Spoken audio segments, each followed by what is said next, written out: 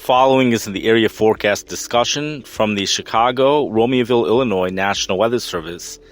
This was issued 11:17 a.m. Central Standard Time. This is a corrected version issued Thursday, March 9th, 2023.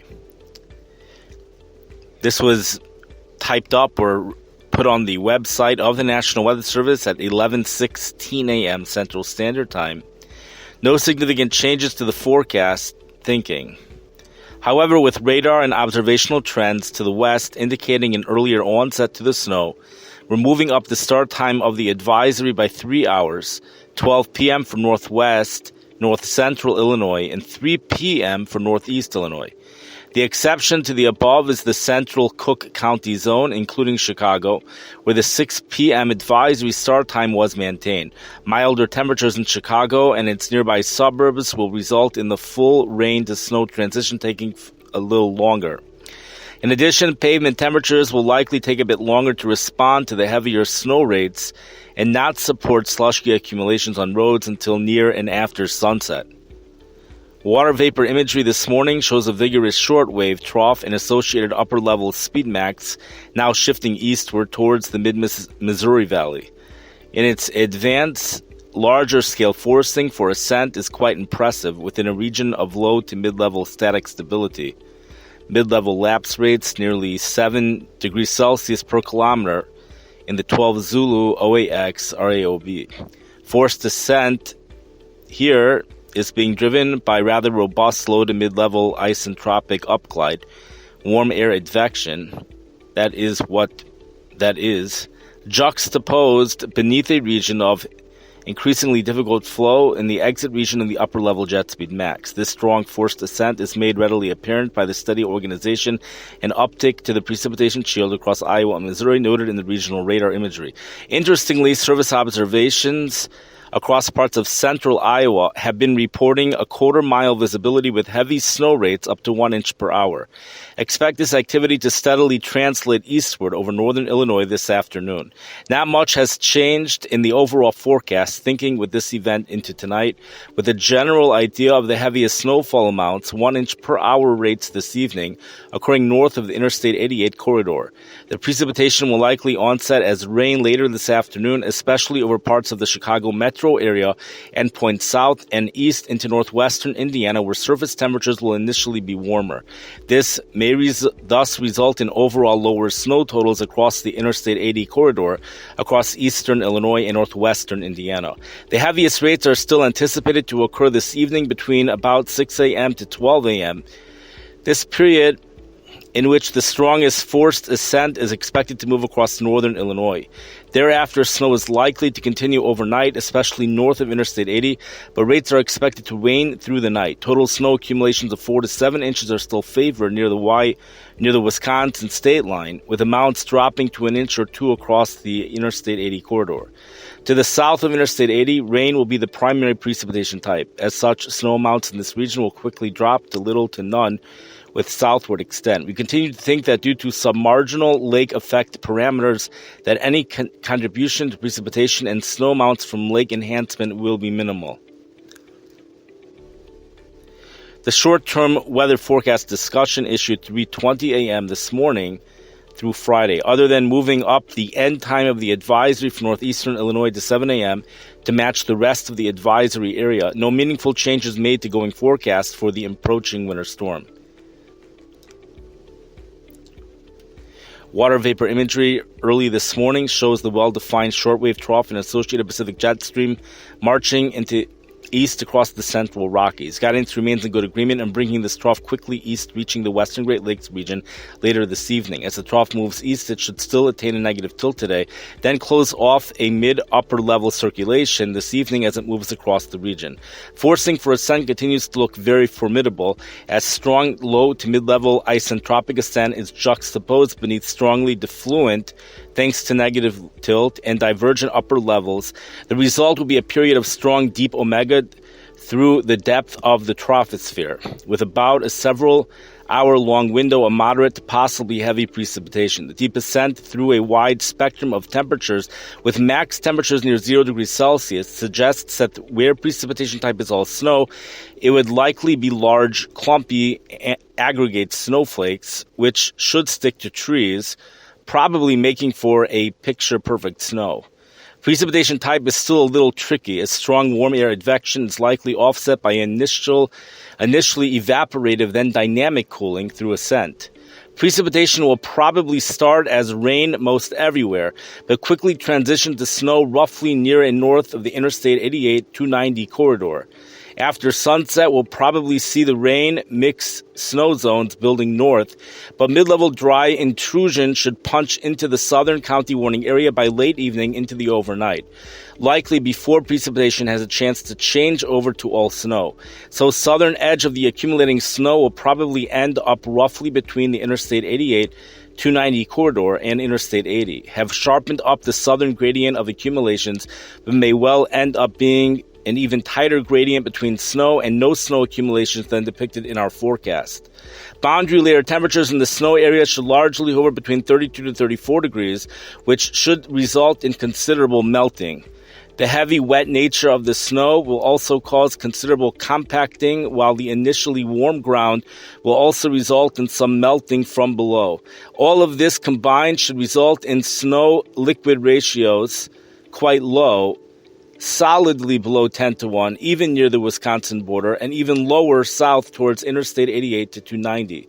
Despite the poor snow ratios, it does seem likely that there will be a several-hour period of moderate to perhaps heavy snow across the advisory area.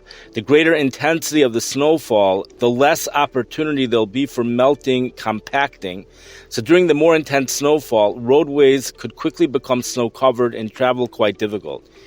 If the 2M, it says, I don't know if that means AM or PM, temperatures end up a degree or two colder than forecast, and or the higher QPF in the GFS suit were to verify, then portions of far northern Illinois could end up with higher totals, necessitating an upgrade to a warning. This does not look to be the most likely outcome, but just something to closely monitor in observational and model trends. The bulk of the precipitation across the western county warning area should fall between about 3 p.m. to midnight and around 6 p.m. to 3 a.m. for the eastern county warning area, including the Chicago metro. Dry intrusion punching into the southern half to two-thirds of the county warning area overnight should result in any linger precipitation changing over to drizzle or very light rain before precipitation ends by 12 Zulu, which would be, I believe that's about 7 a.m. It might even be 6 a.m. While some light snow could linger into Friday morning across the Chicago metro area, so it's 2M, temperatures near or just above freezing, and the light intensity of the snow should result in little to no accumulation on roadways.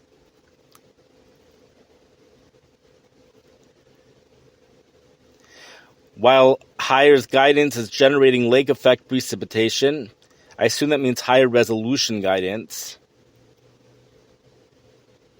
Forecast soundings show lake-induced equilibrium, levels below negative 12 degrees Celsius.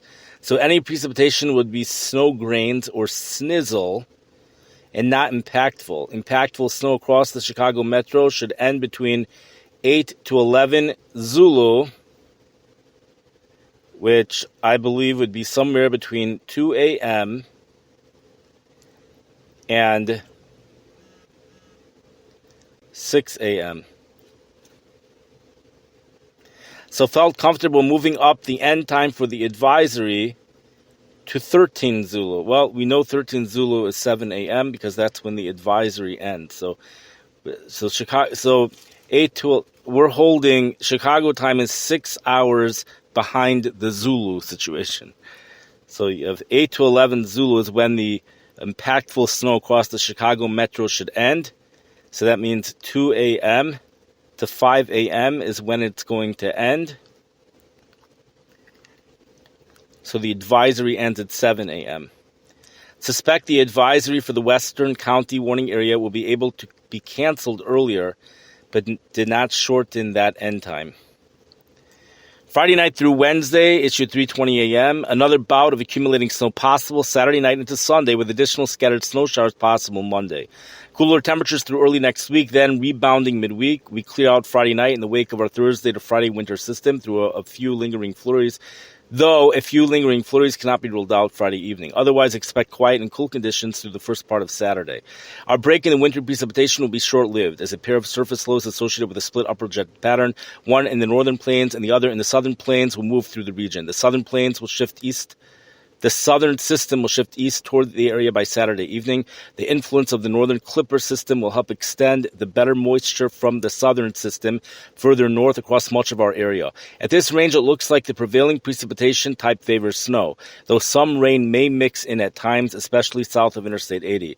Think that by the end of Sunday morning, a quick 1 to 2 or more inches will be possible across the area, highest west of the Chicago metro.